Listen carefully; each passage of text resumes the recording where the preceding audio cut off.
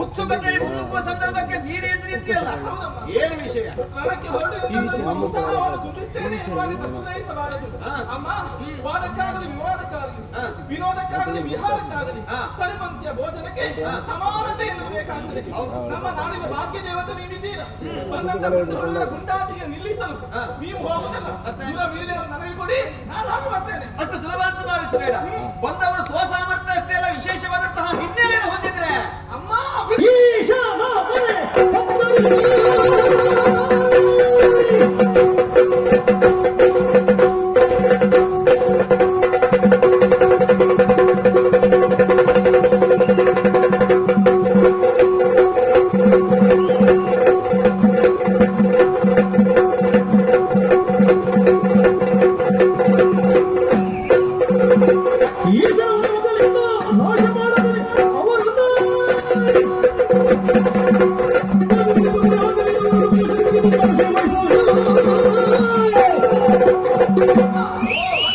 ಶಕ್ತಿ ಸಂಪನ್ನನೇ ಆಗಲಿ.